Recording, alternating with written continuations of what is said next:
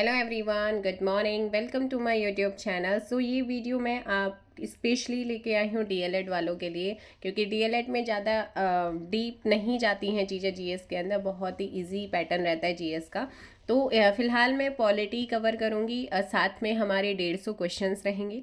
पहले मैं आपको फैक्ट बता रही हूँ, मतलब एक तरीके से क्विक रिविज़न है, क्योंकि 22 नवंबर को अभी आप लोगों का एग्ज़ाम है डीएलएड का। तो डीएलएड का जिसका भी एग्ज़ाम है एंट्रेंस वाला, तो वो इस वीडियो को ज़रूर देखिएगा। और पॉलिटी से क्वेश्चन आएगा तो इससे बाहर नहीं जाएगा, क्योंकि आपका पेपर को एनालिसिस करने के बाद यहाँ पर ये देखा मैंने कि ज़्यादा डीप नहीं, लास्ट वाला पेपर भी देखा, उससे पहले के पेपर भी देखे, तो इससे बाहर चीज़ें नहीं गई हैं। तो 22 नवंबर का जो पेपर है उसके लिए पॉलिटी की वीडियो जो है वो रामबाण रहने वाली है। सो यहाँ पर हमारा पहले मैं कुछ टॉपिक्स को कवर करूँगी, ज़्यादा नहीं जाएंगे, लेकिन हाँ इम्पॉर्टेंट यहाँ पर टॉपिक्स को वन शॉट वाली जो हम कह सकते हैं यहाँ पर इसे क्लियर करेंगे।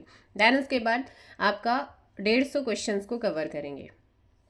कैबिनेट मिशन की संतुतियों के आधार पर, ये क्वेश्चन आता है कि किसके आधार पर भारतीय संविधान के निर्माण के लिए संविधान सभा का गठन किसके संतुति के आधार पर हुआ था? कैबिनेट मिशन की। और गठन 1946, जुलाई 1946। ठीक है, ये क्वेश्चन यहाँ से आते हैं। संविधान सभा का पहला अधिवेशन 9 दिसंबर 1946 को हुआ, संसद भवन के केंद्रीय कक्ष में। और उस समय उनमें जो हमारी संविधान सभा थी उसमें सबसे वरिष्ठ थे डॉक्टर सच्चिदानंद सिन्हा, तो उन्हीं को ही अस्थायी अध्यक्ष बनाया गया था इस संविधान सभा का। तो सबसे पहली अध्यक्षता इनके द्वारा ही की गई थी। 11 दिसंबर 1946, दूसरे दिन 2 दिन के बाद दूसरी बैठक होती है, जिसमें स्थायी अध्यक्ष चुना जाता है किसको? डॉक्टर राजेंद्र प्रसाद को। और डॉक्टर राजेंद्र प्रसाद ही हमारे देश के पहले क्या है? राष्ट्रपति भी हैं।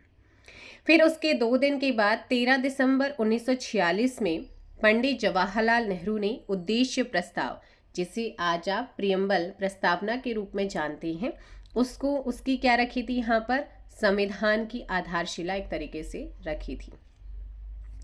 अब यहाँ से ना हर एक पॉइंट से क्वेश्चन बनता है। संविधान के निर्माण का कार्य करने के लिए कई कमेटियां बनाई गई थी। इसमें सबसे प्रमुख है प्रारूप समिति, जिसे ड्राफ्ट कमेटी भी कहते हैं। इसकी अध्यक्षता डॉक्टर भीमराव अंबेडकर, BR अंबेडकर ने करी थी। ये क्वेश्चन पूछे जाते हैं। प्रारूप समिति यानी कि ड्राफ्ट समिति में डॉक्टर BR अंबेडकर अध्यक्ष थे। इनके अलावा N गोपाला स्वामी आयंगर, अल्लादी कृष्णा स्वामी अय्यर, KM मुंशी, मोहम्मद शादुल्ला, DP खेतान। 1948 में इनकी मृत्यु हो गई, तो इनकी जगह पे किसको लेके आए? TT कृष्णमचारी और N माधवा राय, ये क्या थे? अन्य सदस्य थे। सो कई बार ऐसा पूछा जाता है कि प्रारूप समिति इनमें से कौन सदस्य नहीं रहा है। और बेनेगल नरसिंह राव अर्थात BN राव को संविधान सभा का संवैधानिक सलाहकार अपॉइंट किया गया था। अगर आपने डीएलएड की PYQs क्वेश्चंस देखे हैं तो आप इस चीज को समझेंगे। संविधान सभा की प्रमुख समितियां, जिसमें प्रारूप समिति के अध्यक्ष डॉक्टर भीमराव अंबेडकर, संघ संविधान समिति इंपॉर्टेंट है ये, जवाहरलाल नेहरू। लेकिन इसके अंदर चाहे वो फैक्ट्स हो, चाहे वन लाइनर शॉर्ट्स हो या क्वेश्चंस हो, सभी आपके डीएलएड के लिए इंपॉर्टेंट हैं। संघ संविधान समिति पंडित जवाहरलाल नेहरू, प्रांतीय संविधान समिति वल्लभ भाई पटेल, कार्य संचालन डॉक्टर राजेंद्र प्रसाद, मूल अधिकार एवं अल्पसंख्यक समिति सरदार वल्लभ भाई पटेल, और झंडा समिति JB कृपलानी। समितियों में ये समितियां याद कर लीजिए, अगर क्वेश्चन बनता है तो यहीं से बनेगा। हमारे संविधान को तैयार करने में 2 साल 11 महीने 18 दिन का समय लगा था। और ये बनकर कब तैयार हो जाता है? और इसी दिन इसे अंगीकृत अडॉप्टेड भी किया जाता है किसके द्वारा? संविधान सभा के द्वारा, 26 नवंबर 1949। इसीलिए हर साल 26 नवंबर को क्या मनाते हैं? कानून दिवस के रूप में मनाया जाता है। संविधान 26 नवंबर 1949 को तैयार हुआ, किंतु इसके अधिकतर भागों को, मतलब ये कंप्लीटली 26 जनवरी 1950 को लागू किया। अब 26 जनवरी 1950 की डेट, ये डेट क्यों चुनी गई? क्योंकि 26 नवंबर 1949 1 महीने 1.5 महीने का बच रहा था। डिसाइड किया गया कि पहली बार स्वतंत्रता दिवस जो है वो 26 जनवरी 1930 को मनाया गया था, तो इसीलिए ये दिन चुना गया और एक तरीके से हमारा संविधान लागू हुआ, हम गणतंत्र हुए। तो यहाँ पर 26 जनवरी 1950 को लागू, यहीं पे लिखा है 1930 से ही संपूर्ण भारत में 26 जनवरी का दिन स्वाधीनता दिवस के रूप में मनाया जाता था। इस कारण इसे हिस्टोरिक बनाने के लिए 26 जनवरी 1950 को पहला गणतंत्र दिवस सेलिब्रेट किया गया, क्योंकि हमारा संविधान लागू हुआ था। संविधान सभा की अंतिम बैठक कई बार पूछी जाती है, 24 जनवरी 1950 को हुई थी और इसी दिन संविधान सभा द्वारा डॉक्टर राजेंद्र प्रसाद को भारत का प्रथम राष्ट्रपति निर्वाचित किया गया था। ठीक है। तो ये भी इम्पोर्टेंट है कि अंतिम बैठक कब हुई थी। हमारी जो मूल संविधान है उसमें 395 अनुच्छेद, 22 भाग और 8 अनुसूचियां हुआ करती थी। डॉक्टर BR अम्बेडकर को भारतीय संविधान का जनक के रूप में जाना जाता है, ये क्वेश्चन आता है। आप कुछ इंपॉर्टेंट फैक्ट है, जैसे संविधान सभा ने राष्ट्र ध्वज यानी कि तिरंगा का प्रारूप कब अपनाया था? 22 जुलाई 1947। इसलिए 22 जुलाई को हर साल झंडा दिवस के रूप में मनाते हैं। रविन्द्रनाथ टैगोर के द्वारा रचित जनगण मन को भारत के राष्ट्रगान के रूप में स्वीकार किया गया और राष्ट्रगान को 24 जनवरी 1950 जब अंतिम बैठक थी और हमारे देश का प्रथम राष्ट्रपति भी चुने गए थे, उसी दिन 24 जनवरी 1950 को इसे राष्ट्रगान के रूप में अपनाया था। वहीं बंकिम चंद्र चटर्जी द्वारा रचित वंदे मातरम, जो कि अभी कल की यानी कि 7 नवंबर को क्या मनाया गया है? वंदे मातरम के 150 साल पूरे हुए, पूरे राष्ट्र में इसको सेलिब्रेट किया गया। राष्ट्रगीत की रूप में इसे 24 जनवरी 1950 को अपनाया गया था। और वहीं 26 जनवरी 1950 को संविधान सभा ने सारनाथ स्थित अशोक स्तंभ के शीर्ष की अनुकृति को राष्ट्र चिन्ह के रूप में स्वीकार किया। भारत ने सरकारी उद्देश्य के लिए 22 मार्च 1957 को राष्ट्रीय पंचांग को अपनाया और भारतीय राष्ट्रीय पंचांग है शक संवत। ये कई बार पूछा जाता है कि भारत का राष्ट्रीय पंचांग क्या है, इसको कब अपनाया था? 22 मार्च 1957 को अपनाया था। अब स्रोत से कई बार क्वेश्चन आते हैं कि ये स्रोत हमने, आप जानते हैं कि हमारा जो संविधान है इसमें मैक्सिमम 1935 के जो अधिनियम है उससे सोर्सेस लिए गए हैं, लेकिन कुछ सोर्सेस अदर कंट्रीज़ के कॉन्स्टिट्यूशन से अडॉप्ट किए गए हैं। तो यहाँ पर ब्रिटिश संविधान से संसदीय शासन प्रणाली, विधि निर्माण प्रक्रिया और एकल नागरिकता, हमारे भारत की नागरिकता है एकल, तो ये एकल नागरिकता का प्रावधान संसदीय शासन प्रणाली ब्रिटेन यानी कि इंग्लैंड से ली गई है और साथ ही विधि निर्माण प्रोसेस दक्षिण अफ्रीका से संशोधन प्रणाली ली गई है। कनाडा से संघीय व्यवस्था, केंद्र सरकार के अधीन अवशिष्ट शक्तियां, ये कनाडा से ली गई हैं। अमेरिका से प्रस्तावना, मूल अधिकार, सर्वोच्च न्यायालय, न्यायिक पुनर्वालोकन इम्पोर्टेंट, राष्ट्रपति के अधिकार और कार्य, उपराष्ट्रपति की स्थिति तथा संशोधन प्रणाली USA से के कॉन्स्टिट्यूशन से अडॉप्ट की हैं। ऑस्ट्रेलिया, देखिए यहाँ से अमेरिका से प्रस्तावना और उसकी भाषा ऑस्ट्रेलिया से ली गई है। समवर्ती सूची और केंद्र राज्य संबंध ये ऑस्ट्रेलिया से लिए गए हैं। जर्मनी की वाइमर संविधान से राष्ट्रपति के आपातकालीन अधिकार, जापानी संविधान कानून द्वारा स्थापित प्रक्रिया तथा शब्दावली, रूसी संविधान मौलिक कर्तव्य और फ्रांसीसी से गणतंत्र। आयरलैंड से राज्य की नीति निर्देशक तत्व, राष्ट्रपति के निर्वाचन मंडल, राज्यसभा में 12 सदस्यों का मनोनयन, ये आयरलैंड के संविधान से लिया गया है। गवर्नमेंट ऑफ इंडिया एक्ट 1935, इस अधिनियम के लगभग 200 अनुच्छेद डायरेक्ट एंड इनडायरेक्ट फॉर्म में भारतीय संविधान के अलग अलग अनुच्छेदों से मिलते जुलते हैं। तो ये सोर्स आपने देखे, सोर्स से आएगा तो यहीं से क्वेश्चन पूछ लिया जाता है। अब आते हैं मूल अधिकार। भारत के संविधान के भाग 3 अनुच्छेद 12 से 35 में मूल अधिकार से संबंधित प्रावधान है। भारतीय संविधान में नागरिकों को 7 मौलिक अधिकार यानी कि मूल अधिकार प्रदान किए गए थे, लेकिन 44वां संविधान संशोधन 1978 के द्वारा संपत्ति का जो मौलिक अधिकार है इसे हटाकर विधिक अधिकार बना दिया जाता है और 300A में यानी कि 300 क में इसको ऐड कर दिया जाता है। वर्तमान में नागरिकों को केवल 6 मौलिक अधिकार फंडामेंटल राइट्स प्राप्त हैं।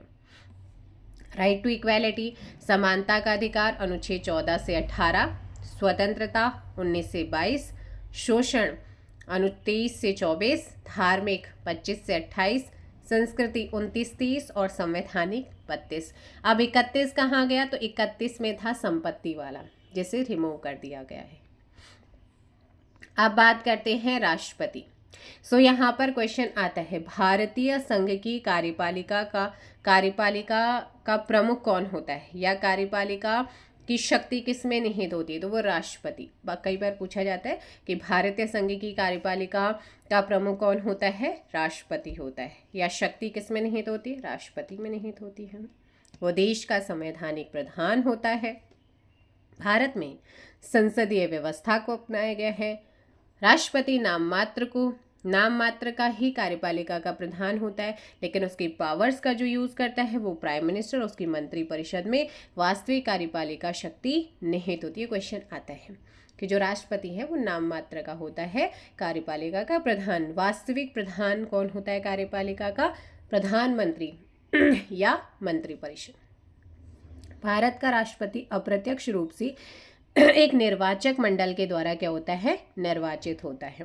तो कैसे हो रहा है? इनडायरेक्ट फॉर्म से, अप्रत्यक्ष रूप से, जिसमें संसद के दोनों सदनों के निर्वाचित, याद रखना, दोनों के निर्वाचित, और जितनी भी राज्य विधानसभाएं हैं या हमारे संघ शासित क्षेत्रों की विधानसभाएं हैं, इनके निर्वाचित सदस्य नॉमिनेटेड, मनोनीत वाले भाग नहीं लेते निर्वाचन में। राष्ट्रपति के निर्वाचन मंडल में संसद के मनोनीत सदस्य, राज्य विधानसभाओं के मनोनीत सदस्य, राज्य विधान परिषदों के जो सदस्य होते हैं वो शामिल नहीं किए जाते। ये क्वेश्चन आता है, डीएलएड में पूछा जाता है। अगला क्वेश्चन, राष्ट्रपति, यहाँ से क्या बन सकता है? राष्ट्रपति के चुनाव के लिए कौन सी प्रणाली को अपनाया जाता है? अप्रत्यक्ष रूप से आनुपातिक प्रतिनिधित्व की एकल संक्रमणीय प्रणाली को अपनाया जाता है। राष्ट्रपति के चुनाव से संबंधित विवादों की छानबीन और निर्णय सर्वोच्च न्यायालय के द्वारा किया जाता है। ये क्वेश्चन आता है। राष्ट्रपति का कार्यकाल 5 वर्ष का होता है। भारतीय संविधान के अनुच्छेद 61 के अनुसार राष्ट्रपति द्वारा संविधान का उल्लंघन करने पर उसके विरुद्ध महाभियोग चलाकर उसे उसके पद से हटाया जा सकता है, और महाभियोग संसद के किसी भी सदन में लाया जा सकता है। क्वेश्चन बना है, राष्ट्रपति सशस्त्र, हमारी जो तीनों सेना है उनका क्या होता है? सैन्य बलों का प्रधान होता है, प्रमुख होता है। कार्यपालिका संबंधी पावर्स जैसे महत्वपूर्ण अधिकारियों की नियुक्ति, व उनको उनके पद से हटाना, शासन संचालन संबंधी शक्ति, सैनिक क्षेत्र में शक्ति, ये इनकी कार्यपालिका से रिलेटेड है। विधायी में विधायी क्षेत्र का प्रशासन, सदस्यों का मनोनयन, अध्यादेश जारी करने की शक्ति विधायी है। संविधान द्वारा राष्ट्रपति को देश या उसके किसी हिस्से में आसन्न संकट से निपटने के लिए आपातकालीन पावर्स भी दी गई हैं, जिसका यूज वह सेंटर यानी कि केंद्रीय मंत्रिमंडल की सलाह से करता है। और ये शक्तियां हैं युद्ध, बाहरी आक्रमण या सशस्त्र विद्रोह के, पहले यह सशस्त्र विद्रोह आंतरिक था लेकिन इसको बदल करके सशस्त्र विद्रोह शब्द ऐड किया गया, कि स्थिति से संबंधित आपातकालीन व्यवस्था 352 में है। मतलब है ना। तो यहाँ पर राज्यों में संवैधानिक तंत्र, राष्ट्रपति शासन विफल होने से 356, और वित्तीय संकट आपका 360। तो ये आप ध्यान रखिएगा, पूछा जा सकता है। अब यहाँ पर महत्वपूर्ण फैक्ट, डॉक्टर राजेंद्र प्रसाद 2 कार्यकाल रखने वाले एकमात्र राष्ट्रपति थे, पूछा जा सकता है। नीलम संजीवा रेड्डी निर्विरोध चुने जाने वाले एकमात्र राष्ट्रपति थे। वीवी गिरी एकमात्र ऐसे राष्ट्रपति थे जिनके निर्वाचन में द्वितीय चक्र की मतगणना करानी पड़ी थी। वीवी गिरी प्रथम कार्यवाहक प्रेसिडेंट थे। राष्ट्रपति पद की शपथ लेने वाले सर्वोच्च न्यायालय के एकमात्र मुख्य न्यायाधीश न्यायमूर्ति एम हिदायतुल्ला हैं। डॉक्टर जाकिर हुसैन देश के पहले अल्पसंख्यक राष्ट्रपति। के.आर. नारायण देश के पहले दलित राष्ट्रपति थे। श्रीमती प्रतिभा पाटिल देश की पहली महिला राष्ट्रपति। और दूसरी है हमारी द्रौपदी मुर्मू। वर्तमान राष्ट्रपति द्रौपदी मुर्मू स्वतंत्र भारत में जन्म लेने वाली पहली महिला राष्ट्रपति और वैसे दूसरी हैं, और पहली क्या है ये ट्राइबल प्रेसिडेंट भी हैं। उपराष्ट्रपति राज्यसभा का क्या होता है, पदेन सभापति होता है। उपराष्ट्रपति का निर्वाचन संसद के दोनों सदनों के निर्वाचित सदस्यों द्वारा आनुपातिक प्रतिनिधित्व की एकल संक्रमणीय प्रणाली के द्वारा होता है। कार्यकाल 5 वर्ष होता है। स्वेच्छा से त्यागपत्र देकर वह अवधि के पूर्व भी अपना पद छोड़ सकता है। उसे राज्यसभा के कुल बहुमत द्वारा पारित प्रस्ताव से, जिसे लोकसभा भी स्वीकार कर ले, तो उसको मतलब अगर राष्ट्रपति को हटाना है उपराष्ट्रपति को, तो राज्यसभा के कुल बहुमत के द्वारा प्रस्ताव पारित होने के बाद लोकसभा की सर्वसम्मति से उनको उनके पद से हटाया जा सकता है। उपराष्ट्रपति राज्यसभा का सदस्य नहीं होता है। ठीक है, राज्यसभा का सदस्य नहीं होता, अतः उसे मतदान का अधिकार नहीं होता, किंतु राज्यसभा के सभापति के रूप में निर्णायक मत देने का अधिकार उनको प्राप्त होता है। राष्ट्रपति की अनुपस्थिति अथवा अस्थायी रूप से अपने कर्तव्य को पूरा करने में असमर्थ रहने की स्थिति में उपराष्ट्रपति उनके स्थान पर काम करते हैं। जीएस पाठक, बीडी जत्ती, एम हिदायतुल्ला और कृष्णकांत राष्ट्रपति पद पर पदोन्नति न पाने वाले क्या हैं, उपराष्ट्रपति। डॉक्टर कृष्णकांत एकमात्र उपराष्ट्रपति जिनका निधन कार्यकाल के दौरान हुआ था। मंत्रिपरिषद और प्रधानमंत्री। मंत्रिपरिषद में एक प्रधानमंत्री तथा आवश्यकता अनुसार अन्य मंत्री होते हैं। 91वां संविधान संशोधन 2003 द्वारा अनुच्छेद 164 में प्रावधान किया गया कि केंद्र और राज्य मंत्रिपरिषद की सदस्य संख्या लोकसभा केंद्र के लिए, विधानसभा राज्यों के लिए कुल सदस्य संख्या के 15% से अधिक नहीं होनी चाहिए, परंतु छोटे राज्यों के लिए न्यूनतम संख्या 12 निर्धारित की गई है। मंत्री परिषद में तीनों श्रेणियों कैबिनेट मंत्री, राज्य मंत्री, उप मंत्री के मंत्री सम्मिलित होते हैं, लेकिन मंत्रिमंडल में प्रधानमंत्री और कैबिनेट स्तर के मंत्री शामिल होते हैं। संसदीय प्रणाली में राष्ट्रपति नवनिर्वाचित लोकसभा के बहुमत दल के नेता को प्रधानमंत्री पद पर अपॉइंट करने के लिए, नियुक्त करने के लिए बाध्य है। मतलब प्रधानमंत्री की नियुक्ति राष्ट्रपति करते हैं। प्रधानमंत्री को वही वेतन भत्ते दिए जाते हैं जो संसद के अन्य सदस्यों को प्रदान किए जाते हैं। प्रधानमंत्री लोकसभा का नेता होता है, वह राष्ट्रपति तथा मंत्रिमंडल के बीच संबंध स्थापित करता है। प्रधानमंत्री मंत्रिपरिषद का निर्माण, विभिन्न मंत्रियों में विभागों का बंटवारा तथा उनके विभागों में आवश्यकता अनुसार परिवर्तन भी कर सकता है। अब बात करते हैं भारत की संसद। भारत की संसद राष्ट्रपति, राज्यसभा, लोकसभा, इन तीनों से मिलकर बनी होती है। एग्जाम्स में क्वेश्चन आता है। बात करते हैं राज्यसभा। एक भारत की एक संसद होगी, 79 में कहा गया है। फिर आर्टिकल 80 में संविधान के अनुच्छेद 80 के अनुसार राज्यसभा की बात की गई है, और राज्यसभा के सदस्यों की अधिकतम सदस्य संख्या 250 हो सकती है, लेकिन करंट में 245 है। राज्यसभा के 12 सदस्य राष्ट्रपति के द्वारा मनोनीत किए जाते, 245 में 12 मनोनीत होते हैं। राज्यसभा एक स्थायी सदन है, यह कभी भी भंग नहीं होता है, बल्कि इसके 1/3 सदस्य प्रत्येक 2 वर्ष में क्या कहते हैं, अवकाश ग्रहण करते हैं, और इसके प्रत्येक सदस्य का जो कार्यकाल होता है वो 6 वर्ष का होता है। सदस्य का कार्यकाल 6 वर्ष का होता है। ठीक है। लोकसभा, तो देखिएगा लोकसभा की अधिकतम सदस्य संख्या 550 हो सकती है, और ये 81 में इसकी बात की गई है ना। तो यहाँ पर वर्तमान में देखो 550 टोटल, पहले 2 और थे, एंग्लो इंडियन था, लेकिन 104वें कॉन्स्टिट्यूशनल अमेंडमेंट एक्ट 2019 जो आपका इम्प्लीमेंट हुआ है 2020 में, उसके थ्रू एंग्लो इंडियन को समाप्त कर दिया है। लोकसभा में 2 और प्रत्येक विधानसभा में 1 एंग्लो इंडियन अपॉइंट होता था, उसने ख़त्म कर दिया है। और वर्तमान में इनकी संख्या क्या है, लोकसभा के अंदर मैक्सिमम इतने हो सकते हैं 530 हमारी विधानसभा मतलब राज्यों से, और 20 यूटीज से, है ना। और वर्तमान में इसकी संख्या 543 है।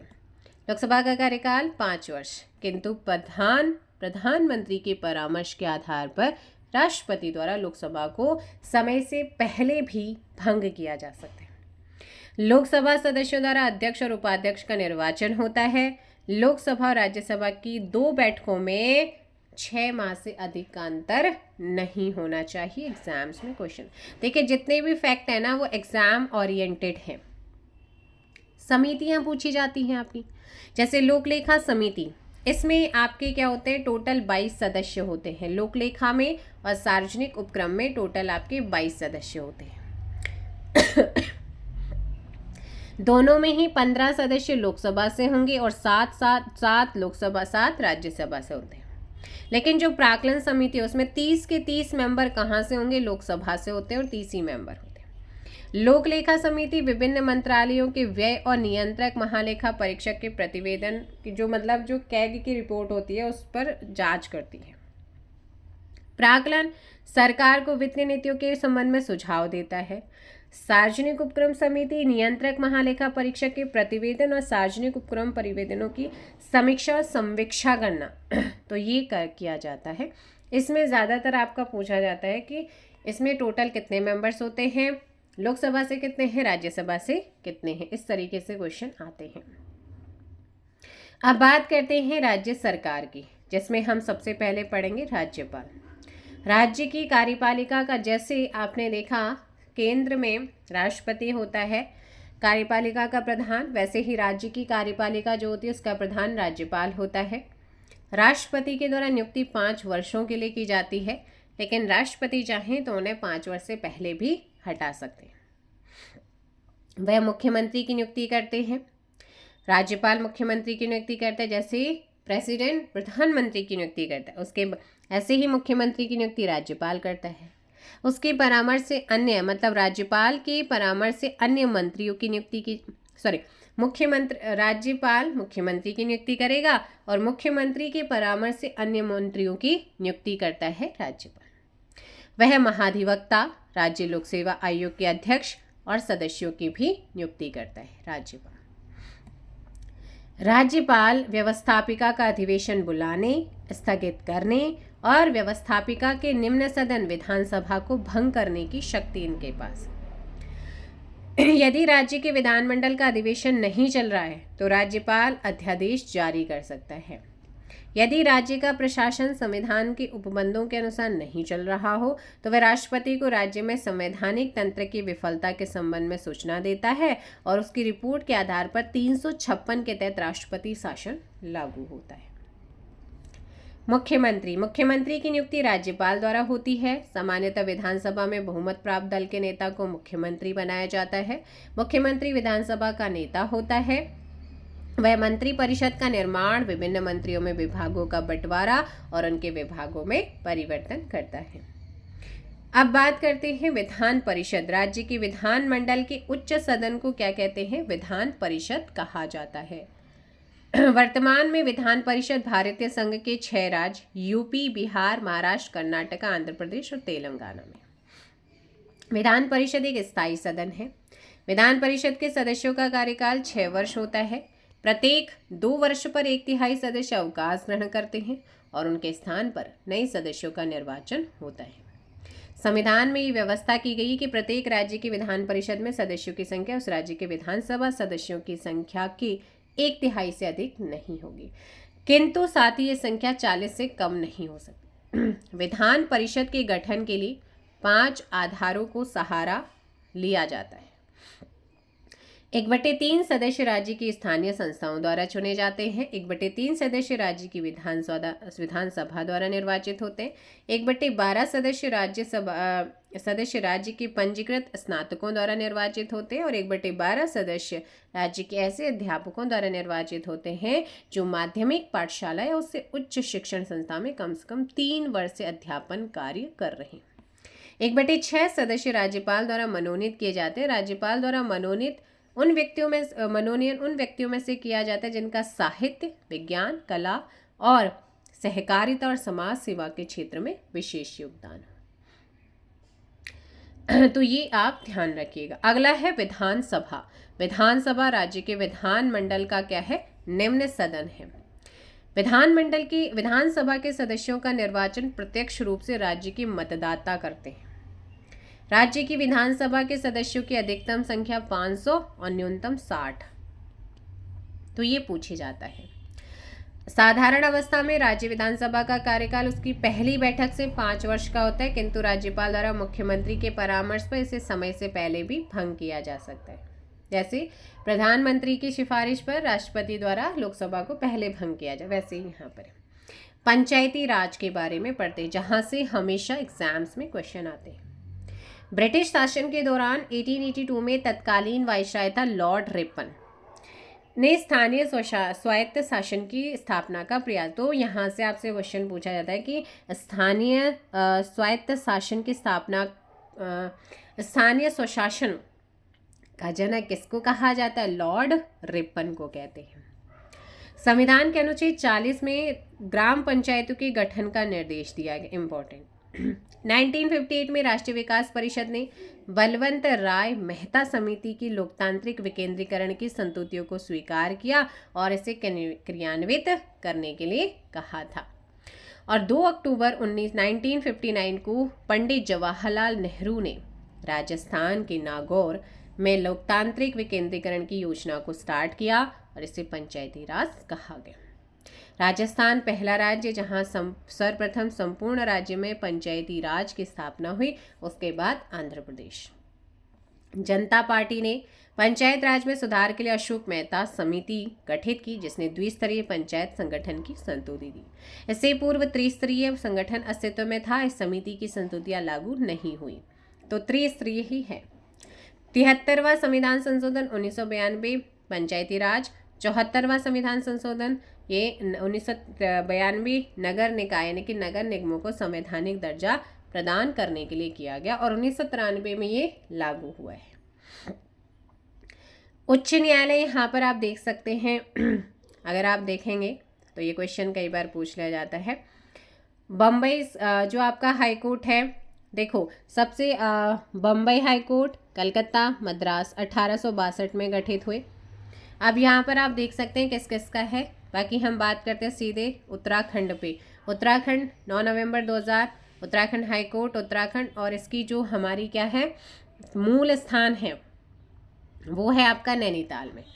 नेक्स्ट हमारा भारत की मुख्य पदाधिकारियों से संबंधित उम्र पूछी जाए। जैसे राष्ट्रपति के लिए 35 न्यूनतम वर्ष, मैक्सिमम का कोई प्रावधान नहीं।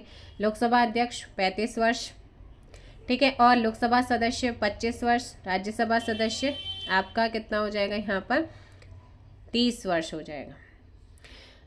तो राज्यसभा का सदस्य 30 वर्ष, लोकसभा का सदस्य 25 वर्ष, लोकसभा का अध्यक्ष 25 वर्ष, उपराष्ट्रपति 35 वर्ष और राष्ट्रपति 35 वर्ष। मुख्य न्यायाधीश मिनिमम एज की कोई बात नहीं, लेकिन हाँ इसका रिटायर होने की 62 वर्ष है।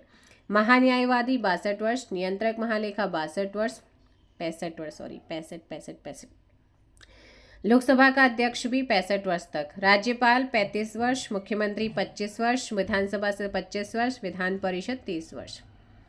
मुख्य न्यायाधीश उच्च न्यायालय 62 वर्ष में रिटायर हो जाता है और अन्य न्यायाधीश उच्च न्यायालय के वो भी आपके 62 वर्ष उनका रिटायरमेंट का टाइम होता है। अब आते हैं संविधान के कुछ प्रमुख संशोधन जो कि हमेशा एग्जाम्स में पूछे जाते हैं।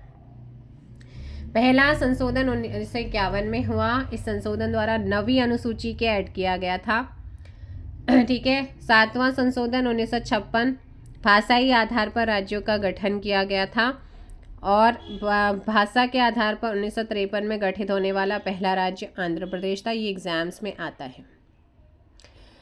और 26वां संविधान संशोधन 1971 भूतपूर्व देशी राज्यों के शासकों की विशेष उपाधि और उनके प्रीवी पर्स को समाप्त कर दिया गया।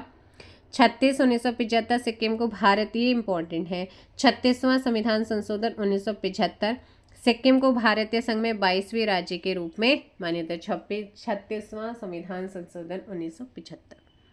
42वां ये बहुत ही इंपॉर्टेंट है। कुछ विद्वान द्वारा इसकी व्यापक प्रकृति को दृष्टिगत रखते हुए इसे लघु संविधान मिनी कॉन्स्टिट्यूशन भी कहा। इसके द्वारा संविधान की प्रस्तावना में धर्मनिरपेक्ष, समाजवादी और अखंडता शब्द जोड़े गए। इसके द्वारा अधिकारों के साथ साथ कर्तव्यों की व्यवस्था करते हुए नागरिकों के 10 मूल कर्तव्य निश्चित किए गए थे। फिर 44वां संविधान संशोधन 1978, संपत्ति के अधिकार जो मूलाधिकार था उसे विधिक अधिकार बनाया। व्यक्ति के जीवन और स्वतंत्रता के अधिकार को शासन के द्वारा आपातकाल में भी स्थगित या सीमित नहीं किया जा सकता है, ये प्रावधान इसी ने किया। 52वां संविधान संशोधन 1985, 10वीं अनुसूची दल बदल पर कानूनी रोक लगाने की, ये आपका लागू हुआ। 61वां संविधान संशोधन 1989, 21 वर्ष से घटाकर 18 वर्ष मताधिकार की न्यूनतम आयु की गई। 73 संविधान में एक नया भाग 9 और एक नई सूची 11वीं अनुसूची पंचायती राज व्यवस्था को संवैधानिक। 74वें 1993 वैसे 92 आता है, संविधान में एक नया भाग 9A और 12वीं अनुसूची स्थानीय स्वशासन संस्थाओं को मतलब नगर पालिका शहरी क्षेत्र की। 84वां संविधान संशोधन 2001, लोकसभा विधानसभा की सीटों की संख्या में सन 2026 तक कोई छेड़छाड़ नहीं करने से संबंधित। 84वां संवैधानिक संशोधन 2002 पारित किया गया। निर्वाचन क्षेत्रों का परिसीमन सन 1991 की जनगणना पर आधारित। 85वां संविधान संशोधन 2001, संशोधन से सरकारी नौकरियों में अनुसूचित जाति जनजातियों के कर्मचारियों को पदोन्नति में आरक्षण का मार्ग प्रशस्त हुआ। 91वां 2003, इसमें दल विरोधी कानून में संशोधन। इसके अतिरिक्त प्रावधान भी किया गया कि केंद्र और राज्य सरकार मंत्री परिषद में मंत्रियों की संख्या लोकसभा विधानसभा की सीटों के लगभग 15% से ज़्यादा नहीं कर सकते, छोटे राज्यों में 12। 92वां संविधान संशोधन 2003, 8वीं अनुसूची में 4 भाषाओं मैथिली, डोगरी, बोडो, संथाली को जोड़ा गया। 93वां संविधान संशोधन 2005, सरकारी शिक्षण संस्थाओं के साथ ही निजी शिक्षण संस्थाओं में भी आरक्षण का प्रावधान लागू करने के लिए लाया गया। 94वां 2006, इसके द्वारा जनजातीय लोगों के कल्याण के उद्देश्य से अनुच्छेद 164 के अंतर्गत झारखंड, छत्तीसगढ़ को भी शामिल कर राज्यों में जनजातीय मंत्री बनने का प्रावधान किया गया। 95वां संविधान संशोधन 2010, SC/ST के लिए आरक्षण की अवधि लोकसभा राज्य की विधानसभा के लिए 60 वर्ष से बढ़ाकर 17 की 10 वर्ष के लिए कर दी गई। 96वां 2011, उड़िया भाषा का ओडिया में परिवर्तन हुआ। 97वां 2012, अनुच्छेद 19 क्लॉज 1C में सरकारी समितियां शब्द जोड़ा गया। 98वां 2013, हैदराबाद कर्नाटका क्षेत्र को विकसित करने के लिए कर्नाटक के राज्यपाल को अतिरिक्त शक्तियां प्रदान करने के लिए। 100वां 2015, भारत बांग्लादेश के मध्य भूमि हस्तांतरण समझौते से रिलेटेड। 101वां संविधान संशोधन वस्तु एवं सेवा कर। 102 2018, राष्ट्रीय पिछड़ा वर्ग आयोग को संवैधानिक दर्जा। और 103, समाज में आर्थिक रूप से पिछड़े सामान्य वर्ग को 10% रिजर्वेशन। 104, लोकसभा व राज्यों के विधान मंडलों में SC/ST के आरक्षण की अवधि को 10 वर्ष यानी कि 2030 तक, और साथ ही इसी के द्वारा एंग्लो इंडियन वाला जो था उसको समाप्त किया गया। 105 2021, इसके अंतर्गत राष्ट्रपति केवल केंद्र सरकार के उद्देश्यों के लिए सामाजिक व शैक्षणिक रूप से पिछड़े वर्गों की सूची को अधिसूचित कर सकते हैं और ये सूची केंद्र सरकार द्वारा तैयार व अनुरक्षित की जाएगी। 106 भी है आपका ठीक है। तो यहाँ पर भाई आप लोग अगर आपको ये अधिनियम देखने हैं कि कौन कौन से अमेंडमेंट हुए हैं, संवैधानिक संशोधन हुए हैं, तो उसके लिए मैंने एक वीडियो डाला था, आप जाकर के प्लेलिस्ट में देख सकते हैं। NCERT करके एक प्लेलिस्ट बनी है, उसमें आपको अभी रिसेंटली 106 कौन सा है वो आपको वहाँ पर देखने को मिल जाएगा, तो जाकर आप ज़रूर देखिएगा। अब आते हैं क्वेश्चन पे। भारत की संविधान सभा किसके अनुसार गठित की गई है? मैंने स्टार्टिंग में इसलिए मैंने फैक्ट बताए थे। कैबिनेट मिशन योजना। नेक्स्ट क्वेश्चन है, संविधान सभा के सदस्यों को निम्न में से किसने प्रत्यक्ष रूप से निर्वाचित किया? तो अब मैं यहाँ पर कोई एक्स्ट्रा चीज़ नहीं बताऊंगी, क्विक रिवीजन है। प्रांतों की विधानसभा। संविधान सभा की स्थापना कब हुई थी? 9 दिसंबर 1946, ऑप्शंस बी। नेक्स्ट क्वेश्चन है हमारा, संविधान सभा के उद्घाटन अधिवेशन की अध्यक्षता किसने करी थी? सच्चिदानंद सिन्हा। संविधान सभा के स्थायी अध्यक्ष कौन थे? डॉक्टर राजेंद्र प्रसाद। भारतीय संविधान सभा की प्रारूप समिति के अध्यक्ष कौन थे? BR अम्बेडकर। संविधान सभा का संवैधानिक सलाहकार किसे अपॉइंट किया गया था? BN राव, बेनेगल नरसिंह राव। ध्यान रखें। नेक्स्ट क्वेश्चन है, संविधान सभा में उद्देश्य प्रस्ताव किसने प्रस्तुत किया था? उद्देश्य प्रस्ताव जवाहरलाल नेहरू ने किया था 13 दिसंबर 1946। संविधान सभा ने अंतिम रूप से संविधान सभा को कब पारित किया था? 26 नवंबर 1949। भारतीय संविधान किस दिन से जो है पूर्णतः लागू हुआ है? नेक्स्ट क्वेश्चन, भारतीय संविधान किस दिन से पूर्णतः लागू हुआ है? पूर्णतः लागू हुआ अगर ऐसा पूछा जाता है 26 जनवरी 1950। भारत गणतंत्र कब हुआ? ये लॉन्ग वीडियो सिर्फ डीएलएड वालों के लिए है, तो आप लोग ज़रूर देखिएगा। ऑप्शन डी 26 जनवरी 1950। अगला क्वेश्चन यहाँ पर है कि भारत एक गणतंत्र है, इसका मतलब क्या है? भारत क्या है? एक गणतंत्र है, इसका मतलब क्या है? भारत में वंशानुगत शासक नहीं है, क्योंकि हमारा जो मुखिया है वो है राष्ट्रपति, जो कि निर्वाचित होता है। अगला क्वेश्चन है, संविधान सभा द्वारा अंतिम रूप से पारित संविधान में कुल कितने अनुच्छेद और अनुसूचियां थी? 395 और 8 अनुसूचियां, ऑप्शन सी। नेक्स्ट है, भारतीय संविधान के किस भाग को उसकी आत्मा की संज्ञा दी गई है? संवैधानिक उपचारों का अधिकार, आर्टिकल 32। अगला क्वेश्चन है, भारतीय संविधान की कौन सी विशेषता इंग्लैंड अर्थात ब्रिटेन से ली गई है? बताइएगा। तो यहाँ पर संघीय प्रणाली, मूल अधिकार यूएसए, मूल कर्तव्य रशिया, संसदीय शासन प्रणाली ली गई है, ऑप्शन ए हो जाएगा। वर्तमान में भारतीय संविधान में कुल कितनी अनुसूचियां हैं? 12। भारत संघ में शामिल राज्यों तथा संघ शासित क्षेत्रों का उल्लेख भारतीय संविधान की किस अनुसूची में है? तो ये भारतीय संघ में शामिल राज्य 28 राज्य और 8 केंद्र शासित प्रदेशों का उल्लेख, ऑप्शन हो जाएगा 17 का ए, प्रथम अनुसूची। भारतीय संविधान की तीसरी अनुसूची का संबंध है, तो ये आपका शपथ और प्रतिज्ञान से रिलेटेड है, ऑप्शंस बी। भारतीय संविधान की किस अनुसूची में राजभाषाओं का उल्लेख किया गया है?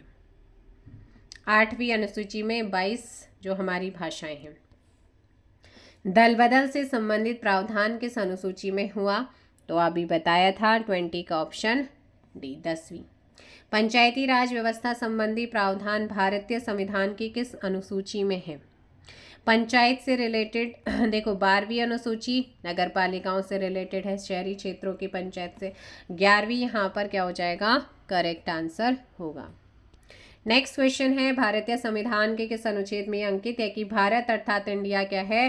राज्यों का संघ होगा, ऑप्शन सी। नेक्स्ट है, भारतीय संविधान के किस अनुच्छेद में अंतर्राष्ट्रीय शांति डीपीएसपी के अंतर्गत आती है? Directive principle of state policies के अंतर्गत आती है, और यहाँ पर आपका आंसर होगा अनुच्छेद 51। संविधान की न्यायपालिका का कार्यपालिका का न्यायपालिका से पृथक्करण 50 में है, ये भी ध्यान रखिए, पूछा जाता है। संविधान के किस अनुच्छेद के अंतर्गत राष्ट्रपति अध्यादेश जारी करता है? और साथ ही आप मुझे बताइए कि राज्यपाल के अध्यादेश जारी करने का जो अनुच्छेद है वो कौन सा है? ऑप्शन सी 123 है। नेक्स्ट क्वेश्चन है, संविधान के किस अनुच्छेद द्वारा संघ एवं राज्यों के लिए लोक सेवा आयोग का प्रावधान होगा? प्रत्येक मतलब के संघ में यूपीएससी हमारा जो हो गया, और सेंटर में जैसे स्टेट के अंदर जैसे हमारा यूकेपीएससी, यूके ट्रिपल एससी, तो ये प्रावधान 315 में है। कहाँ पर है? 315। भारतीय संघ में किसी राज्य को सम्मिलित करने का अधिकार किसके पास है? किसी के नाम में चेंज करना, किसी राज्य के किसी भाग को किसी दूसरे राज्य में मिलाना, तो मतलब ये जो प्रावधान है ये पावर किसके पास है? संसद। सिर्फ और सिर्फ कौन कर सकता है ऐसा? संसद कर सकता है। अगला है, वर्ष 1993 में गठित राज्य पुनर्गठन आयोग के अध्यक्ष न्यायमूर्ति फजल अली थे, और भाषाई आधार पर राज्यों का पुनर्गठन कब हुआ था? तो बहुत ही इम्पोर्टेंट है, भाषाई आधार पर राज्यों का जो पुनर्गठन हुआ था वो हुआ था 1953, और पहला राज्य आंध्र प्रदेश था। तो भाषाई आधार पर गठित भारत का पहला राज्य आपसे पूछा है आंध्र प्रदेश है। नेक्स्ट क्वेश्चन है, पांडिचेरी को किस वर्ष भारतीय संघ में शामिल किया गया? तो पांडिचेरी को भारतीय संघ में शामिल किया गया था 1959। ऑप्शन क्या हो जाएगा यहाँ पर? 1959, 30 का बी। नेक्स्ट क्वेश्चन है, भारतीय संविधान निम्नलिखित में से कौन सी नागरिकता प्रदान, हमारे यहाँ पर सिर्फ सेंटर के द्वारा नागरिकता प्रदान की जाती है, तो एकल नागरिकता है। अगला है, भारत की नागरिकता किस प्रकार प्राप्त की जा सकती है, प्राप्त जन्म से, वंशानुक्रम से, देशीकरण से, सभी के आधार पर। Option D. भारतीय नागरिकता का अंत किस प्रकार हो सकता है, नागरिकता का परित्याग करने पर भी, सरकार द्वारा नागरिकता छीनने पर भी, और अन्य देश की नागरिकता ग्रहण करने से, अर्थात सभी प्रकार से। निम्नलिखित में से कौन सी शर्त भारत की नागरिकता प्राप्त करने के लिए नहीं है, अधिवास है, पंजीकरण है, वंशानुक्रम है, संपत्ति स्वामित्व तो नहीं है। Option D.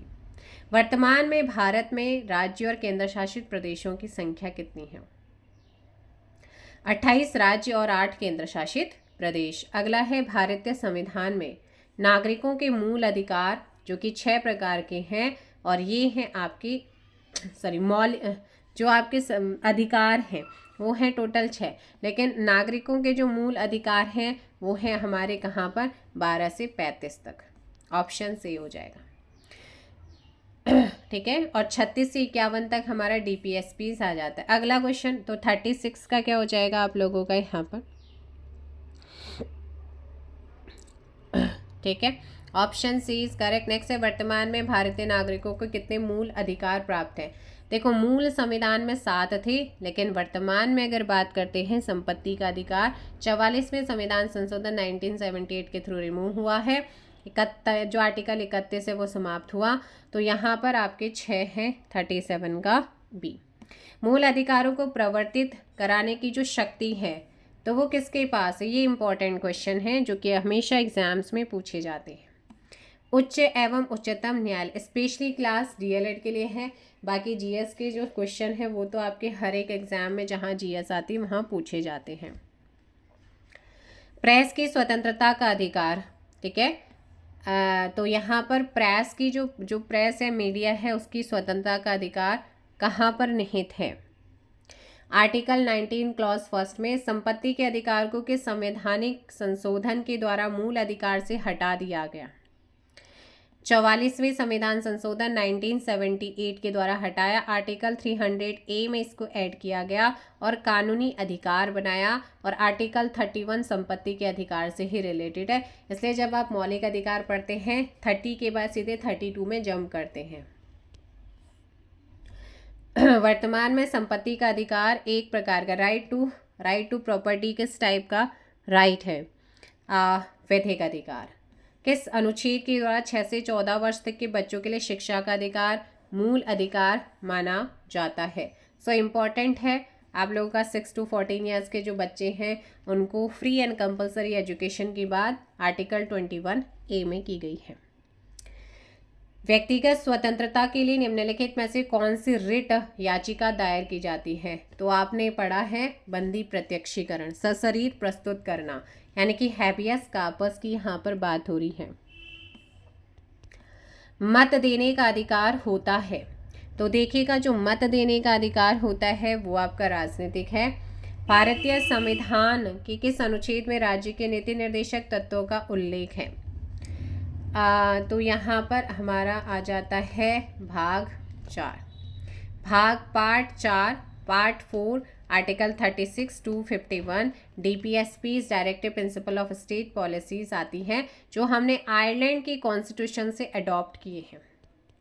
संविधान में कल्याणकारी राज्य की अवधारणा जो है वो आपको कहाँ पर देखने को मिलती है, तो यहाँ पर राज्य को निर्देश दिए गए हैं कि वो क्या करे, अपने राज्य का कल्याण करे, अपने राज्य के लोगों का कल्याण करे। DPSPs directive principle of state policies, नीति निर्देशक सिद्धांत देखिए मौलिक अधिकार वाद योग्य होते हैं, लेकिन नीति निर्देशक तत्व सिर्फ डायरेक्शन दी गई, निर्देश दिए गए हैं, मानना नहीं मानना वो राज्य पर है, तो ये वाद योग्य नहीं होते। भारतीय नागरिकों के लिए एक समान जो सिविल संहिता है उसका उल्लेख, अब आप जानते हैं स्वतंत्रता के बाद समान नागरिक जो समान सिविल संहिता है इसको लागू करने वाला, UCC को लागू करने वाला पहला राज्य हमारा उत्तराखंड बना है, लेकिन अगर हम ओवरऑल देखें तो गोवा के बाद दूसरा है। लेकिन आज़ादी के बाद पहला राज्य उत्तराखंड है। तो ये एग्ज़ाम्स में आ सकता है। अभी 27 जनवरी 2025 से ये लागू हुआ है। तो यहाँ पर अनुच्छेद 44 में यूसीसी की बात की गई है, समान सिविल संहिता का उल्लेख है। सो 48 यहाँ पर ऑप्शन डी। नेक्स्ट है यहाँ पर भारत के किस राज्य में समान नागरिक संहिता लागू है? तो ये पहले से ही है, आज़ादी से पहले से ही था। आज़ादी के बाद हमारा उत्तराखंड बना है अभी रिसेंटली। Option C Goa. राज्य के नीति निर्देशक सिद्धांतों के अनुसार किस आयु तक के बच्चों को निःशुल्क एवं अनिवार्य शिक्षा देने की आशा की जाती है? 14 वर्ष। अगला क्वेश्चन है, भारतीय संविधान में मूल कर्तव्यों का वर्णन किस अनुच्छेद में है? मूल कर्तव्य 42 जो हमारा 42वां संविधान संशोधन 1976 है उसके द्वारा इसको ऐड किया गया है और हमारे मूल संविधान में नहीं थी। सरदार स्वर्ण सिंह समिति बनी थी जिसने 8 मौलिक कर्तव्यों का किया था, लेकिन 10 किए गए। उसके बाद 86 कॉन्स्टिट्यूशन अमेंडमेंट होता है और 11वां कर्तव्य ऐड होता है। तो ये भाग 4 part 4A 4A and article 51A यानी कि क ऐड किया जाता है। ठीक है। नेक्स्ट क्वेश्चन है, संविधान में मूल कर्तव्यों की प्रेरणा किस देश से ली गई है? तो मूल कर्तव्यों की जो प्रेरणा है वो हमने रशिया से ली है, अर्थात पूर्व सोवियत संघ से ली है। वर्तमान में संविधान में मूल कर्तव्यों की कुल संख्या करंट में है 11। 53 option D. Next question, Bharat में कार्यपालिका का अध्यक्ष कौन होता है? तो कार्यपालिका का जो अध्यक्ष होता है कौन होगा? कार्यपालिका का अध्यक्ष होता है राष्ट्रपति। भारतीय संघ की शक्ति किस में निहित है?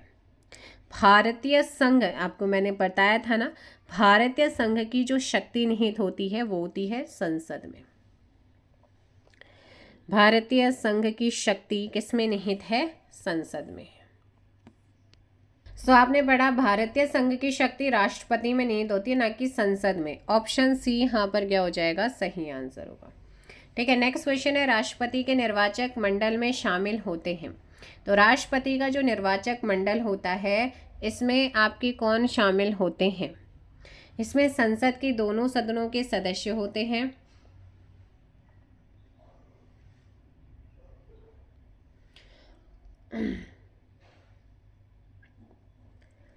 तो यहाँ पर संसद के दोनों सदनों के निर्वाचित सदस्य और तो यहाँ पर राज्यों की विधानसभाओं के निर्वाचित सदस्य। ऑप्शन सी यहाँ पर करेक्ट होगा। यहाँ पर ना एक बिल्कुल कंफ्यूजन जो है उसे ख़त्म करिए। भारतीय संघ की कार्यपालिका शक्ति आएगा तो वो राष्ट्रपति होगा, लेकिन भारतीय संघ की अगर शक्ति आता है तो वो संसद में निहित होगी। तो यहाँ पर ऑप्शन ए इज करेक्ट। कार्यपालिका शक्ति आएगा और राष्ट्रपति होगा, लेकिन भारतीय संघ अगर हमारे संविधान में कोई चेंज करना है तो वो संसद करती है, और संसद में लोकसभा राज्यसभा दोनों होते हैं, है ना। तो ऐसे ही हमारा विधानमंडल भी आता है। अगर हमारे अगर विधानमंडल है ना, राज्य स्तर पर विधानमंडल आ जाएगा, और हमारे सेंटर लेवल पे जो संघ की शक्ति होती है वो संसद में होती है, क्योंकि कोई भी लेकिन भारतीय संघ की कार्यपालिका शक्ति किस में निहित होती है? कार्यपालिका आएगा तो फिर वो राष्ट्रपति हो जाएगा। ठीक है, तो यहाँ पर संसद ही आप लगाइएगा, आपका जो कंफ्यूजन है वो बिल्कुल भी खत्म हो जाएगा। भारतीय संघ की शक्ति संसद में, कार्यपालिका शक्ति राष्ट्रपति में। चलिए नेक्स्ट क्वेश्चन, आपने देखा कि निर्वाचक मंडल में इसमें संसद के दोनों सदनों के निर्वाचित और विधानसभाओं के निर्वाचित सदस्य भाग लेते हैं। Option C. अगला क्वेश्चन है, राष्ट्रपति पद के चुनाव संबंधी विवाद किसे निर्देशित किया जाता है? मतलब राष्ट्रपति के पद के चुनाव से रिलेटेड कोई विवाद हो जाता है तो उसको देखता है कौन? हमारा supreme court. So option D is correct answer. राष्ट्रपति पद के निर्वाचन हेतु कौन सी पद्धति अपनाई जाती है? एकल, संक्रमणीय, अप्रत्यक्ष और समानुपाती प्रतिनिधित्व। Option D. भारतीय सेवाओं का सर्वोच्च सेनापति कौन होता है? तो ये होता है प्रेसिडेंट। नेक्स्ट है कि भारत के प्रथम राष्ट्रपति कौन थे? तो भारत के प्रथम राष्ट्रपति थे डॉक्टर राजेंद्र प्रसाद। पहले प्रधानमंत्री थे पंडित जवाहरलाल नेहरू। निर्विरोध चुने जाने वाले एकमात्र बताया था कि जो निर्विरोध चुने गए थे वो कौन थे? नीलम संजीवा रेड्डी। राष्ट्रपति पर महाभियोग आरोप संसद के किस सदन के द्वारा लगाया जा सकता है? आर्टिकल 61 के थ्रू।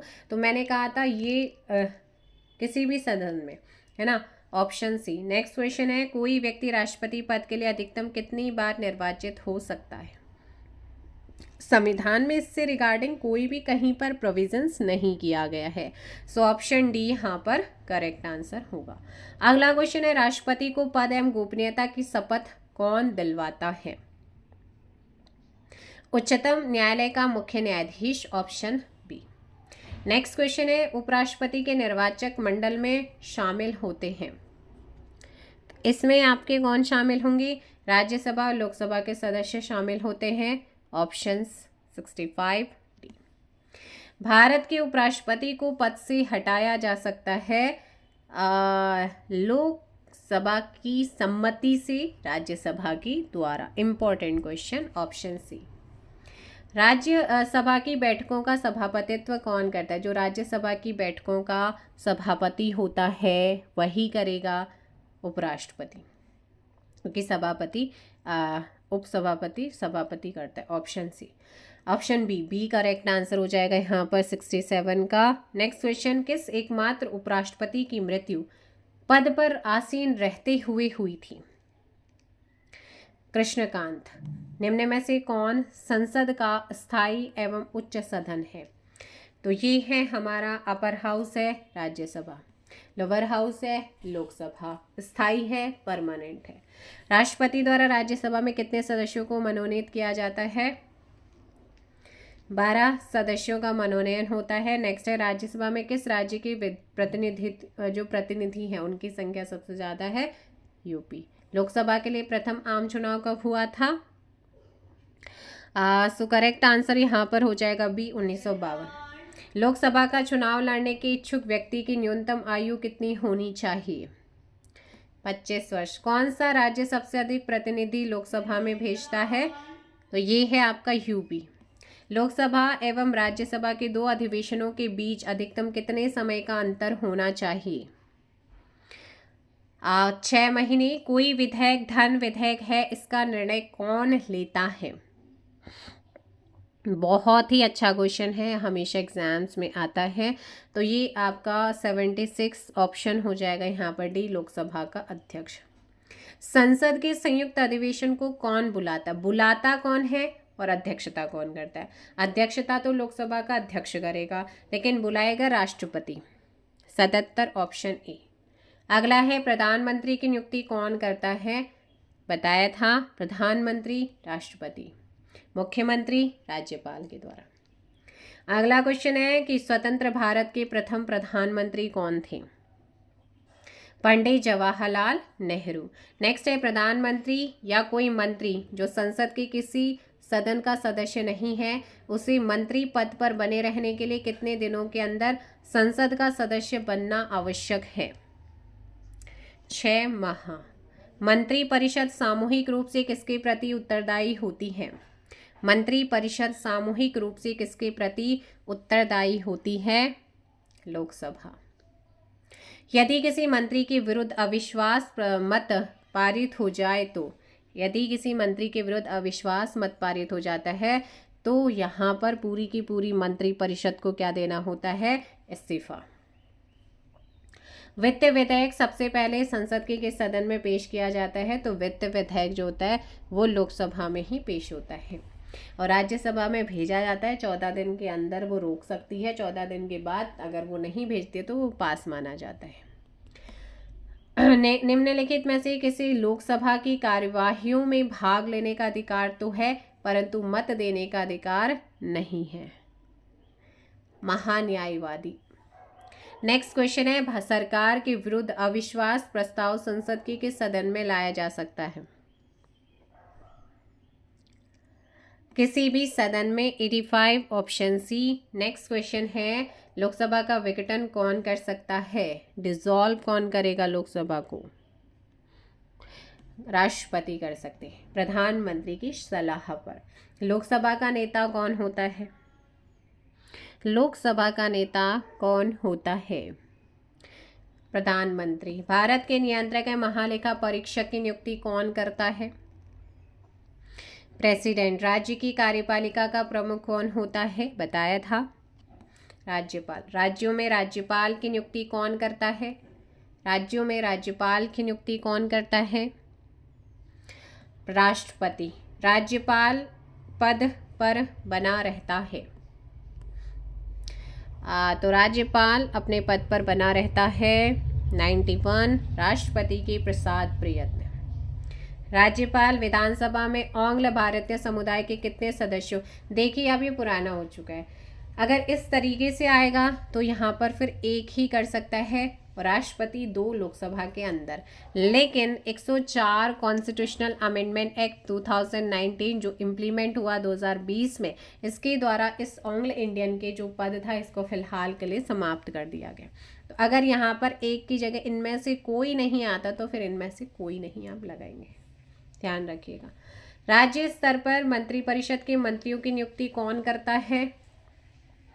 तो राज्य स्तर पर मंत्रिपरिषद के जो मंत्रियों की नियुक्ति होती है, देखो मुख्यमंत्री की नियुक्ति राज्यपाल, फिर मुख्यमंत्री की सलाह पर राज्यपाल अन्य मंत्रियों की नियुक्ति करता है।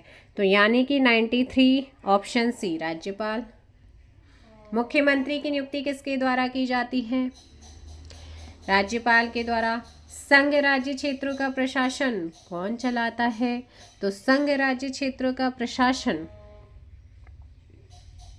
95 ऑप्शन बी राष्ट्रपति द्वारा नियुक्त प्रशासक। राज्य का राज्य यानी कि यूनियन टेरिटरीज का जो एडमिनिस्ट्रेशन है वो राष्ट्रपति द्वारा, जो एडमिनिस्ट्रेटिव या लेफ्टिनेंट गवर्नर ऐड होते हैं उन्हीं के द्वारा चला जाता है। राज्य का राज्यपाल किसके प्रति उत्तरदायी होता है? तो राज्य का राज्यपाल अपॉइंट किया जाता है राष्ट्रपति द्वारा, तो वो किसके प्रति उत्तरदायी माना जाएगा? राष्ट्रपति के लिए। 97 है कि किस राज्य में विधानसभा सदस्यों की संख्या सर्वाधिक है? तो इसमें भी उत्तर प्रदेश। विधानसभा एवं विधान परिषद के वर्ष में कम से कम कितने अधिवेशन होने अनिवार्य हैं? 92 अधिवेशन अनिवार्य होते हैं, options B. Next question 99 Vidhan Parishad के बारे में निम्न में से कौन सा कथन असत्य है? इस सदन का सदस्य बनने के लिए न्यूनतम आयु 30 वर्ष हो। इसकी सदस्य संख्या विधानसभा की सदस्य संख्या के 1/3 से अधिक नहीं हो सकती। इसकी न्यूनतम सदस्य संख्या 40। इनमें से कोई भी गलत नहीं है, यानी कि तीनों ही क्या है? सही है। आपको विधान परिषद का सदस्य बनना है, आयु 35 वर्ष चाहिए, है ना। सदस्य संख्या विधानसभा की सदस्य संख्या के 1/3 से अधिक नहीं होनी चाहिए। न्यूनतम सदस्य संख्या 40 है। संविधान के अनुच्छेद 370 के द्वारा किस राज्य को विशेष राज्य का दर्जा प्राप्त था? हालांकि यह यूटीज में बन चुका है, जम्मू कश्मीर। वर्तमान में भारत में कितने राज्यों में विधान परिषद कार्यरत है? बताया था 6। राष्ट्रीय विकास परिषद की बैठक में राज्य का प्रतिनिधित्व कौन करता है ना? राष्ट्रीय विकास परिषद NDC नेशनल डेवलपमेंट काउंसिल्स की बैठक में राज्य का प्रतिनिधित्व मुख्यमंत्री करता है। कौन करता है? मुख्यमंत्री करता है, चीफ मिनिस्टर करता है। राज्य का प्रथम विधि अधिकारी कौन होता है? राज्य का प्रथम विधि अधिकारी होता है महाधिवक्ता। कौन होता है? महाधिवक्ता होता है। भारत के सर्वोच्च न्यायालय में न्यायाधीशों की कुल संख्या टोटल पूछा है, तो यहाँ पर देखो 33 न्यायाधीश प्लस 1 आपका मुख्य न्यायाधीश, तो टोटल कितने हो गए? 34। ऑप्शन हो जाएगा सी। नेक्स्ट क्वेश्चन है यहाँ पर, सर्वोच्च न्यायालय के मुख्य न्यायाधीश की नियुक्ति कौन करता है? सर्वोच्च न्यायालय के मुख्य न्यायाधीश की नियुक्ति किसके द्वारा होती है? राष्ट्रपति के द्वारा। भारत के सर्वोच्च न्यायालय का न्यायाधीश कितनी उम्र तक अपने पद पर बना रह सकता है? तो सर्वोच्च न्यायालय का न्यायाधीश 65 वर्ष और हाई कोर्ट का 62 वर्ष हो जाता है। अगला क्वेश्चन है, सर्वोच्च न्यायालय के प्रथम मुख्य न्यायाधीश कौन थे? तो ये थे आपके HJ कानिया, है ना, हीरालाल जे कानिया। ऑप्शंस बी, संविधान की व्याख्या करने का अंतिम अधिकार किसे प्राप्त है? Most important question. सर्वोच्च न्यायालय, संविधान की व्याख्या करने का अंतिम अधिकार सर्वोच्च न्यायालय को होता है, ऑप्शन सी। नेक्स्ट क्वेश्चन है, सर्वोच्च न्यायालय की पहली महिला न्यायाधीश किसकी पूछा है? सर्वोच्च न्यायालय की। तो सर्वोच्च न्यायालय की पहली न्यायाधीश हैं, यहाँ पर इम्पोर्टेंट है 109 and the option B F M Fathima Beevi है। निम्न में से भारत के किस मुख्य न्यायाधीश ने राष्ट्रपति के रूप में काम किया है? तो बताया था ना, जस्टिस एम हिदायतुल्लाह ने। Option C. अगला है, भारत में सर्वोच्च न्यायालय की स्थापना हुई थी कब? तो ये यहाँ पर जल्दी से बताइएगा। वैसे मैंने आपको सुप्रीम कोर्ट वगैरह कराए हैं, तो वहाँ पे बताया था भारत सरकार अधिनियम 1935 के द्वारा स्थापित हुआ है, 111 ऑप्शन डी। सर्वोच्च न्यायालय के न्यायाधीशों की संख्या में वृद्धि करने की शक्ति किसके पास है? न्यायाधीशों की संख्या में वृद्धि करनी है तो इसकी पावर्स है संसद को। भारत में न्यायपालिका है कैसी है? स्वतंत्र। भारत में कुल कितने हाई कोर्ट हैं वर्तमान में? अभी 25 हाई कोर्ट हैं। उच्च न्यायालय के मुख्य न्यायाधीश की नियुक्ति कौन करता है? तो मुख्य न्यायाधीश अपॉइंट होते हैं आपके राष्ट्रपति के द्वारा, और फिर अन्य न्यायाधीश इनकी सलाह से किए जाते हैं इनके द्वारा। उच्च न्यायालय के न्यायाधीश किस आयु तक अपना पद धारण कर सकते हैं? 62 वर्ष, और जो सुप्रीम कोर्ट है 65 वर्ष। उच्च न्यायालय का मुख्य न्यायाधीश अपना त्यागपत्र किसको देता है? तो ये राष्ट्रपति को देते हैं। ऑप्शन सी, उच्च न्यायालय के मुख्य न्यायाधीश के पद पर नियुक्त होने वाली पहली महिला कौन है? अब ये आपने ध्यान रखना है, 118 लीला सेठ, हिमाचल हाई कोर्ट की। निम्न में से किस उच्च न्यायालय की अधिकारिता सर्वाधिक क्षेत्र पर है? ये है हमारा गुवाहाटी, असम। नेक्स्ट क्वेश्चन है 120 कि भारत के संविधान के अंतर्गत कितने प्रकार की आपातकालीन व्यवस्थाएं की गई हैं? तो आप जानते हैं, राष्ट्रीय आपातकाल, राष्ट्रपति शासन, वित्तीय आपातकाल, यानी कि 3। संविधान के किस 352, 356 और 360 संविधान के किस अनुच्छेद के तहत राष्ट्रीय आपातकाल की उद्घोषणा राष्ट्रपति करता है? नेशनल इमरजेंसी राष्ट्रपति 352, 356 प्रेसिडेंट रूल और 360 फाइनेंशियल इमरजेंसी। युद्ध या बाह्य आक्रमण के कारण की गई आपातकाल की घोषणा का संसद द्वारा अनुमोदन होना चाहिए। 1 महीने में युद्ध या बाह्य आक्रमण के कारण की गई आपातकाल की घोषणा का संसद द्वारा अनुमोदन 1 महीने के अंदर होना चाहिए। राष्ट्रीय आपातकाल की घोषणा देश में अभी तक कितनी बार की गई है?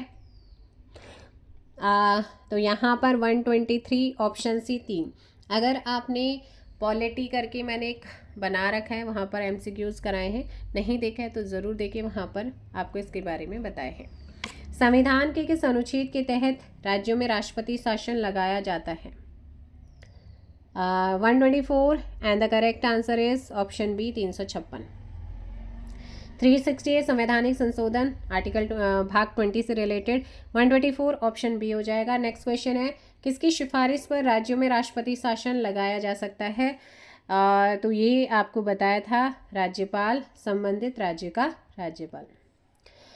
किसी राज्य में राष्ट्रपति शासन की प्रारंभिक अवधि, देखो सबसे पहले पंजाब में राष्ट्रपति शासन लागू हुआ, लेकिन सबसे अधिक बार 12 टाइम जो है वो लग चुका है आपका मणिपुर में। किसी राज्य में राष्ट्रपति शासन की प्रारंभिक अवधि कितनी होती है? 6 माह, ऑप्शन सी। भारत में सर्वप्रथम राष्ट्रपति शासन कहाँ लगाया गया था? और मैक्सिमम टाइम्स आपका मणिपुर आपको ध्यान रखना है। फिलहाल यहाँ पर हो जाएगा आपका पंजाब, ठीक है। 127 option B Punjab. Next question, अभी तक देश में कितनी बार वित्तीय आपातकाल घोषित हुआ है? तो वित्तीय आपातकाल 360 में प्रोविजंस है। फिलहाल इंडिया के अंदर ऐसी इमरजेंसी नहीं आई है, एक भी बार नहीं। किस संशोधन द्वारा संविधान में समाजवादी, धर्मनिरपेक्षता, राष्ट्र की एकता और अखंडता जैसे शब्दों को जोड़ा गया? 1976 42वां संविधान संशोधन। और अभी तक हमारे संविधान में सिर्फ एक बार संशोधन हुआ है। ये भी पूछा जाता है कि कितनी बार संशोधन हुआ है। समाजवादी, धर्मनिरपेक्ष और राष्ट्र की एकता, अखंडता शब्दों को जोड़ा गया। किस संवैधानिक संशोधन द्वारा मताधिकार की आयु 21 वर्ष से घटाकर 18 वर्ष की गई थी? तो ये 61वां संविधान संशोधन 1988 और 1989 में ये इम्प्लीमेंट हुआ। तो मैक्सिमम एग्जाम्स में यही आता है, 88 वाला नहीं आता। तो 61वां संविधान संशोधन 1989 ये आपका उस समय पारित हुआ और लागू हुआ था 89 में। कभी भी कंफ्यूज नहीं होना। मान लो भाई यहाँ पर 1988 दे रखा है, 1989 ऑप्शन में है ही नहीं, फिर आप क्या लगाओगे? ये लगाओ। नहीं है तो फिर 80 है तो फिर 89 लगाओगे। भारतीय संविधान के 73वें संविधान संशोधन का संबंध किससे? 1992 पंचायती राज से और 74वें का नगर पालिका से है। ऑप्शन क्या हो जाएगा? बी। भारतीय संविधान में किस अनुच्छेद के आधार पर संशोधन किया जाता है? तो अनुच्छेद 368 के आधार पर, है ना। ऑप्शन क्या हो जाएगा? डी। अगला है संविधान के किस संशोधन अधिनियम के द्वारा मैथिली, डोगरी, बोडो, संथाली को 8वीं अनुसूची में शामिल किया गया? तो ये है आपका कौन सा? 92 संविधान संशोधन। Option C. संविधान के किस संशोधन अधिनियम के द्वारा 6 से 14 वर्ष के सभी बच्चों के लिए शिक्षा के अधिकार को मूल अधिकार बनाया गया था? 86 कॉन्स्टिट्यूशनल अमेंडमेंट एक्ट। सो 134 ऑप्शन बी। भारत में किस प्रकार की दलीय व्यवस्था है? एक दलीय, बहुदलीय, द्विदलीय? तो भारत के अंदर है बहुदलीय। अगला क्वेश्चन है संघ शासित क्षेत्र या केंद्र शासित प्रदेशों के लिए प्रशासकों की नियुक्ति कौन करता है? तो बताया था, अभी क्वेश्चन भी आप लोगों ने करा था, राष्ट्रपति। संविधान की 8वीं अनुसूची में सम्मिलित भाषाओं की संख्या कितनी है? तो 8वीं अनुसूची में फिलहाल 22 भाषाओं का उल्लेख है। सरकार या आयोग संबंधित है? तो आयोग वगैरह भी कराए हैं, जाकर नहीं देखा है तो देख लीजिएगा।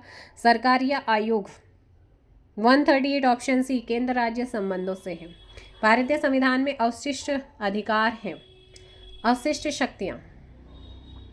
इंपॉर्टेंट क्वेश्चन कई बार एग्जाम्स में आया है और यहाँ पर हो जाएगा केंद्र के पास। किसके पास है? अवशिष्ट पावर्स होती हैं आपके केंद्र के पास। 139 का ऑप्शन बी। निर्वाचन आयोग को प्रमुख होता है?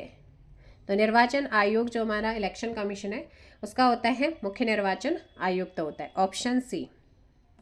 नेक्स्ट क्वेश्चन कि यहाँ पर है उपचुनाव कब कराया जाता है? उपचुनाव जो है वो आपका होता है जब आवश्यक हो। भारत में पहला आम चुनाव कब संपन्न हुआ था?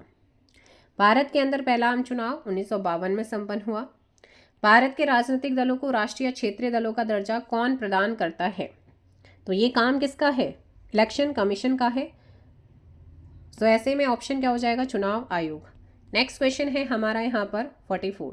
राज्य लोक सेवा आयोग के सदस्यों की नियुक्ति कौन करता है?